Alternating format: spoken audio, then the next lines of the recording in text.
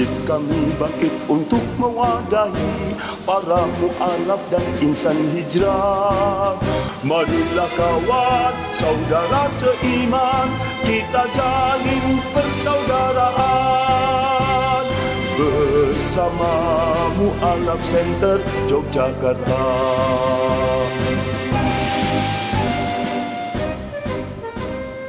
Baik, bismillahirrahmanirrahim. Assalamualaikum warahmatullahi wabarakatuh. Waalaikumsalam warahmatullahi wabarakatuh. Selamat datang Kohani di Ya, Masjid Gede Kauman. Sudah flashback sekian tahun ya. Iya. Pertama 2014 kita ketemu.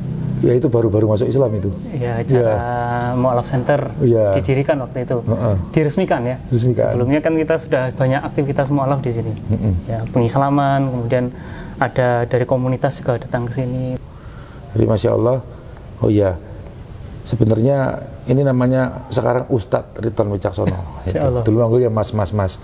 Tapi pahalanya luar biasa. Jadi yang saya bagiin selama ini, kalau orang masuk Islam atau orang yang belum bisa sholat, kan dapat buku tuh, panduan hijrah ya, yang tebel warna biru, yang isinya tata cara sholat, tata cara wudhu, rukun iman, rukun Islam, beliau yang bikin.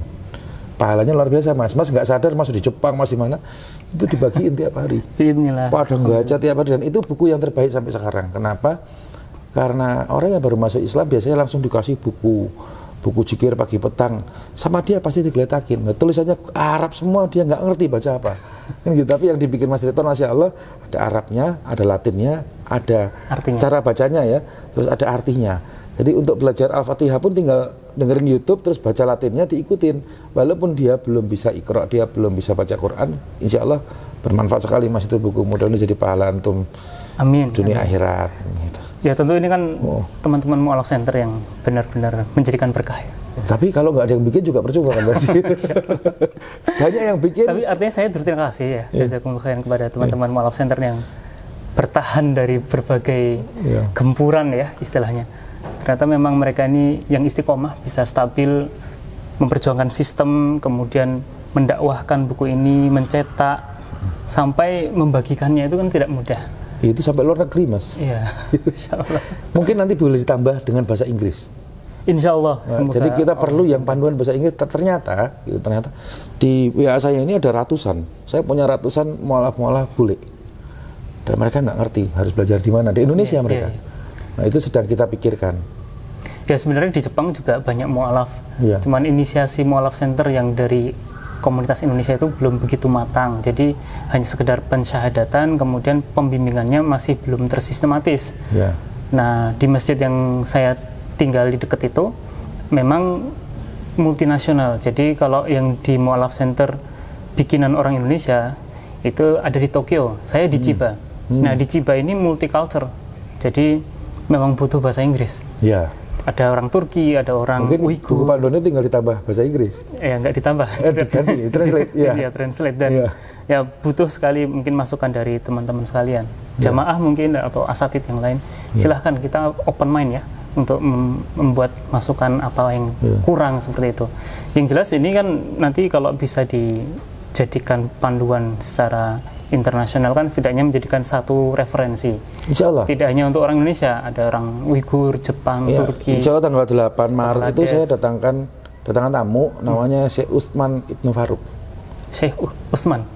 Utsman Ibnu Faruk dari Amerika. Dari Amerika. Dia setiap hari mensyahadatkan 5-10 orang, setiap hari. Oh, Masya Allah. Jadi akhirnya dia ke Indonesia, nanti saya ajak ke Jogja untuk ngisi kalau dulu Zakir naik. Dan memang PR banget sih di kita. Iya, dulu masih ada Syekh Osama.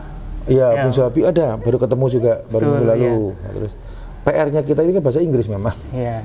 Ketika Dr. Zakir naik tausiah, nggak ngerti dia ngomong apa. Di Al-Multaqo kita ketemu Syekh Khalid Al-Hamudi ya? Oh, Khalid Al-Hamudi ya, beliau ada. Kalau kemarin yang baru wafat kita doakan Allah yarham itu. Allah yarham. Ya, itu Syekh yang dari Mekah juga, Masya Allah. Gitu. Syekh Ashingkiti waktu itu sholat subuh saya ingat itu ada dari London, ada yang dari Afrika, ada yang dari Syekh Husaini Malaysia. Iya, Husaini juga datang bareng sama saya di Jakarta itu. Beliau malah sempat ke Jepang waktu itu, Syekh Husaini. Takbalnya ada nomornya mas. Dan sama teman-teman Binbas waktu itu sempat ke takmir Masjid Gede juga. Oh, Masya Allah. Iya, silaturahim kepada kami. Tapi alhamdulillah ini perjalanan panjang lah ya. Kira-kira dari inisiasi 2012 sampai 2014, kemudian dilegalkan lebih dari 1 window ya. Ya, kita kalau MCI itu dibikinnya September 2014. Nah, kenapa waktu itu ke Jogja? Karena gaungnya sampai hari ini alhamdulillah Jogja itu boleh dibilang lagi bukan kota pelajar, tapi kota hidayah. Amin. Masya Allah, istiqomahnya teman-teman kita di Jogja luar biasa. Ya, bagaimana bergerak untuk karena Allah, ikhlas, benar-benar ngurus mualaf gitu. Mungkin, nah itu role yang dulu saya bilang, wah ini harus ke Jogja. Ya waktu itu saya ngajak, yuk gabung sama MCI gitu kan. Gitu. Ya mudah-mudahan harapan saya malah yang lebih besar lagi mas, setelah sekian lama. Kenapa ya nggak masjid-masjid ini nggak punya mualaf center? Biarkan masjid ini punya mualaf center sendiri. Gitu. Kalau dulu kan banyak pelanggaran tuh. Masuk Islam harus bayar sekian juta, kan mereka nggak tahu. Masuk Islam itu dizakati, bukan malah disuruh bayar gitu. Dari takmir yang ngasih santunan ya. Kita berharap itu benar-benar ada mualaf center di seluruh masjid. Gitu. Nanti kalau masalah, wah takut mualaf palsu, ya Allah kasih tunjuk nanti. Ini benar atau enggak, pasti kebuka. Memang dulu itu banyak kasus mualaf palsu, pakai sertifikat bawa, terus minta uang ke masjid. Ya alhamdulillah kita akhirnya punya sistem juga kan, bagaimana menanggulangi lah. Kita tidak bisa serta-merta kemudian kasih uang, terus banyak rekan-rekan aktivis dakwah dan laskar itu rugi puluhan juta. Artinya kan kita harus tata itu. Karena nggak punya sistem. Alhamdulillah kita bisa istiqomah dan melengkapi apa yang kurang, tahap demi tahap itu. Ya tentu supportnya banyak ya, nggak cuma dari teman-teman mualaf center, ada takmir, ada masyarakat. Tapi ya Masya Allah. Iya, kalau impian saya itu yang terbesar adalah semua masjid di Indonesia punya mualaf center. Jadi nggak lagi orang masuk Islam tinggalnya di komplek A, tapi minta tolongnya di komplek Z, jauh tempatnya. Padahal di dekat rumah dia ada masjid. Padahal kalau itu kan bisa jadi ladang dakwah ke keluarganya. Anak ibu atau keluarga bapak sudah masuk Islam. Gitu. Kalau nggak diterima, kita sediakan tempat tinggal. Iya, Masya Allah ya. Itu memang kuncinya pendampingan juga. Iya. Kalau yang sekarang saya lebih masuk itu mas, sekarang saya masuk ke pedalaman. Oh, pedalaman. Ya, jadi saya ada orang-orang yang di Indonesia itu masih ada orang nggak bisa baca, nggak bisa tulis, orang nggak pernah tahu apa itu lampu. Di sana nggak ada listrik, nggak ada PAM, nggak ada signal. Mereka nggak kenal bahasa Indonesia, mereka nggak punya rumah karena nomaden. Rumahnya ya kayak gubuk-gubuk itu dianggap rumah. Di sana masih ada incest, hubungan sedarah, anak sama ibu, kakak sama adik, yang kalau lahiran itu di sungai, duduk, cacat, penggal, potong, buang. Terus di sana itu nggak tahu apa itu Islam, Allah itu apa, Rasul itu apa. Saya masuk ke hotel, namanya hutannya di daerah Togudil situ, Tobelo Dalam. Pulau mana itu kok? Pulau Halmahera. Halmahera, oh. Ya. Nah, nama hotelnya Aketa Jawi. Ini kayak gini nih mas. Tak tunjukin nih. Ini kalau waktu saya masuk. Oh. Tapi di sana sudah kita lahirkan 3 hafiz Quran. Sebentar lagi tak telepon. Rahmat tak ini orangnya kayak gini. Berapa orang yang berjuang di sana kok? Kita yang stay di sana 1 orang, 1 hari, kita pulang balik. Naik apa, pesawat terus kapal gitu? Nggak bisa. Kalau pesawat Ambon, dari Ambon naik kapal 3 hari ke Sofifi. Dari Sofifi 3 hari itu jalan kaki 3-4 hari baru sampai. Medannya seperti ini. Mobil, motor nggak bisa lewat. Jalan kan itu berarti ya? Jalan. Dan itu kalau mereka tidak di satu titik. Jadi kalau ada yang mati, meninggal, dia bukan dikubur, ditaruh di atas tanah, ditutup batu sama daun, ditinggal, pindah lokasi. Artinya gerakan-gerakan kayak gini kan hanya segelintir orang yang mau turun ke sana kan? Alhamdulillah kalau nggak ada yang turun berarti pahala kita dapat pahala kita. Kalau orang nggak mau, kita harus mau. Amin. Gitu. Nah seperti ini rumahnya. Pelosok sekali ya? Iya. Ya artinya memang dakwah ini kan masih punya lahan banyak gitu. Iya. Ini kalau saya sekarang lebih fokus ke sana. Ini bahasa mereka. Jadi saya pegang dengan satu hadis bahwa Islam ini kan sampai di mana ada cahaya matahari, Islam harus masuk. Kayak pelosok desa atau kota. Ini mereka seperti ini. Jadi kalau di Papua pakai koteka, di sana pakai kulit kayu. Ya, Insya Allah. Sayang saya nggak bawa ke Jogja. Itu kalau saya bawa kemana-mana, sering saya ajak, yuk. Saya kan dulu nggak pernah mau terima kajian, ngisi saya nggak mau. Sharing saya mau. Nah, tapi sekarang saya mulai ngisi, tak bawa dia. Begitu tak tunjukin. Kalau ngomong nanti nggak kayak kita nih mas. Kita ngomong orang paham kita bicara apa bahasa Indonesia. Kalau dia orang nggak paham. Tapi begitu kamu ngaji, bagus bukan main suaranya. Tak tunjukin ini ada di sini nanti. Kamera ya. Ada berapa daerah itu yang teman-teman terjun tempat kayak gitu? Ya ini hutannya aja luas. Kalau kita jalan kaki sebulan nggak selesai. Ya, tapi ya kita turun ya nggak banyak sih. Gitu. Cuman kita sedang mendidik dari suku mereka. Alhamdulillah ada yang namanya Rinto, Sen. Terus itu mereka sekarang udah pinter ngaji, udah 5 juz, ada yang 15 juz, bisa masak, bisa bikin gamis. Kaliannya banyak. Nanti akan kita antar kembali. Habis Ramadan saya akan antar kembali. Nah, ini waktu belajar bahasa Indonesia. Kata ada huruf cukup.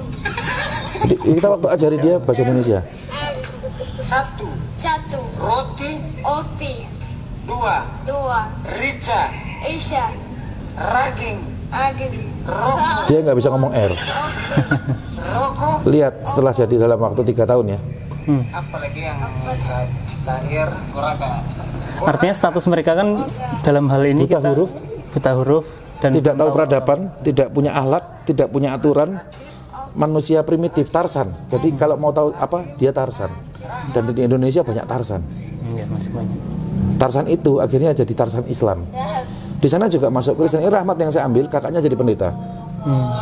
Ini mereka. Ini yang baru nyampe. Minggu lalu baru nyampe 4, langsung kita kasih buku Iqra ya itu ya. Belajar.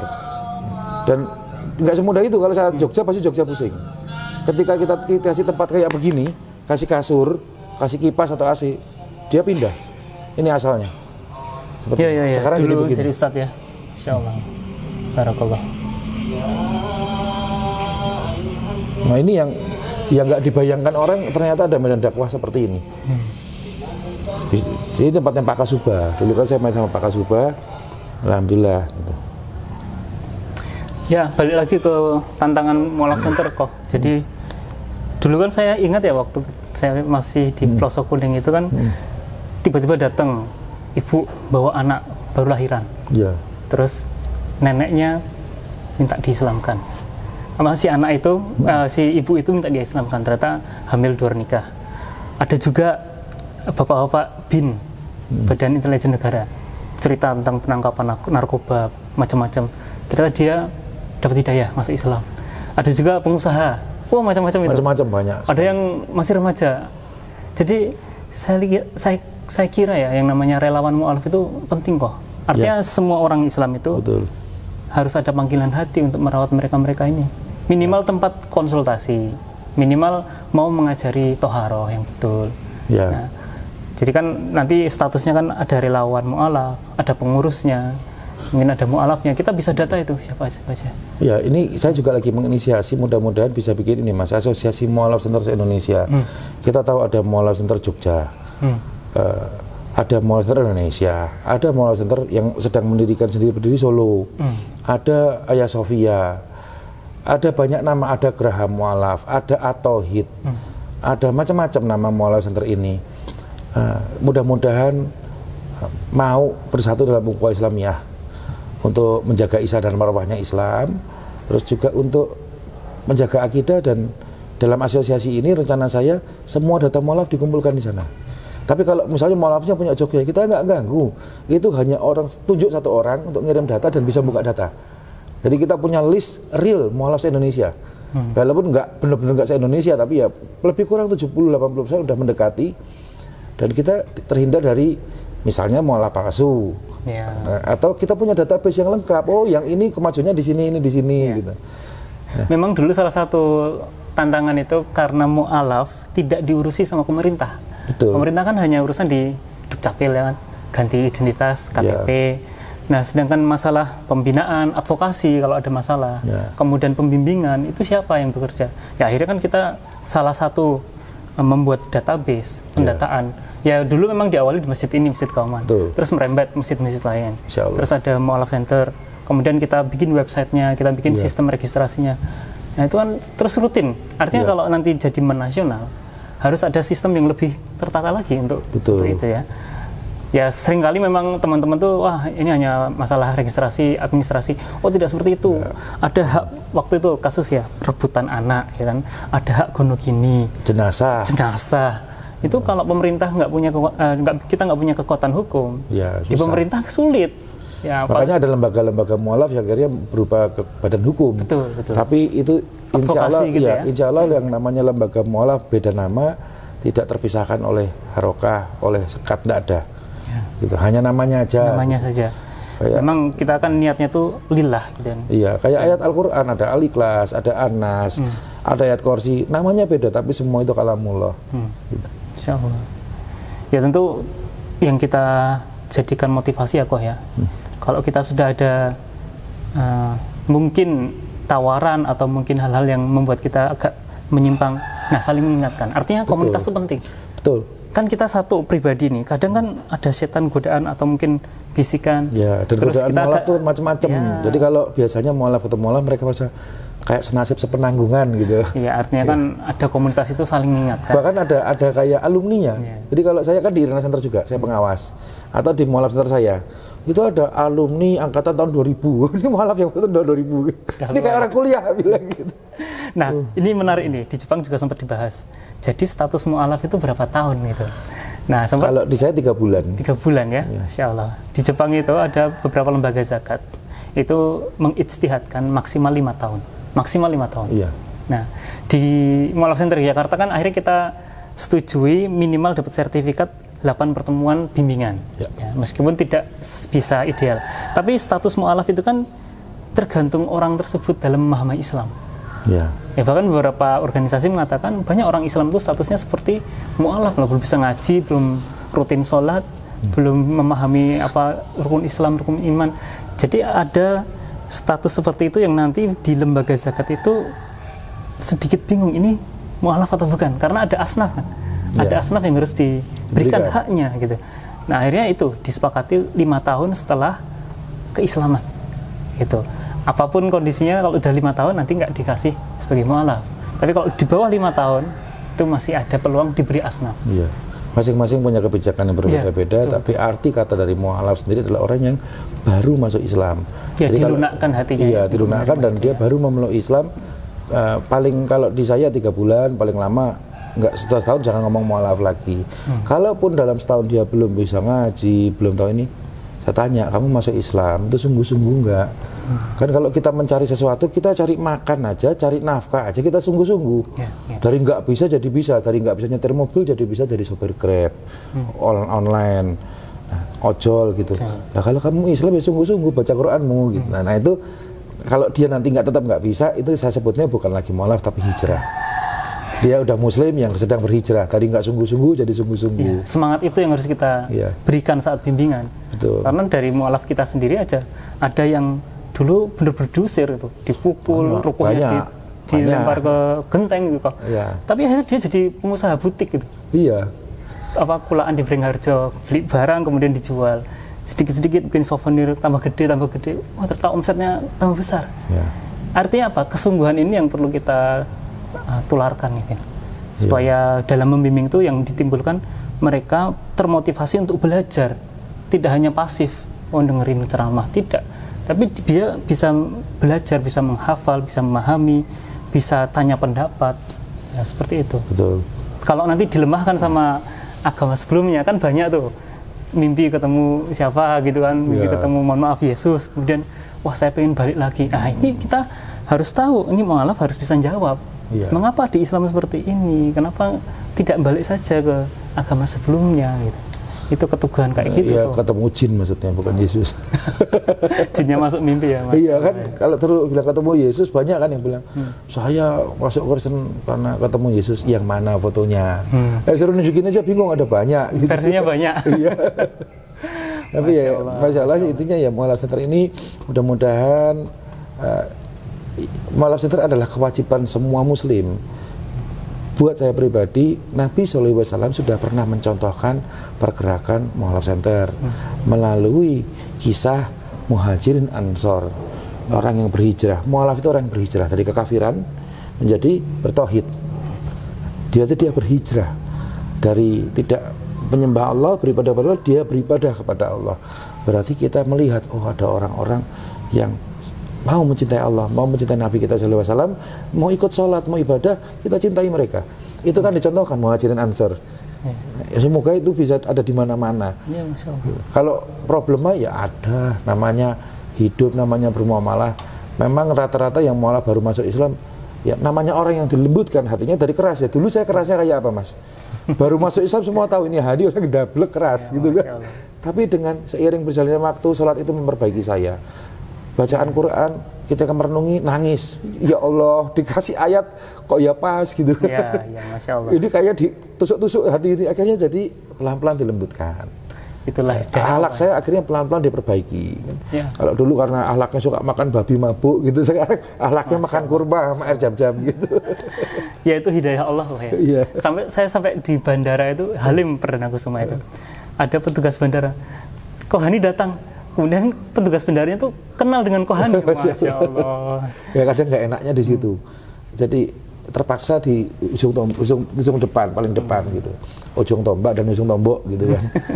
Mudah-mudahan semua aktivis dakwah khususnya di Mu'alaf jangan sampai kita punya penyakit hati, ujub, riya, sumah, ain, apalagi kita hasad, iri, dengki sama yang lain. Enggak, semua kan dari Allah, hidayah dari Allah. Dikenal orang itu nggak enak, malah tambah nggak enak gitu, karena jadi penyakit hati itu rentan sekali terjadi. Betul. Yang kita tekankan memang kita tidak mencari popularitas ya.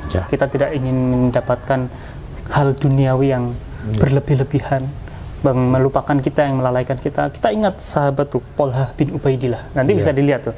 Beliau itu salah satu sahabat yang senantiasa ini ingin merawat mu'alaf yang baru masuk Islam di zaman Rasulullah.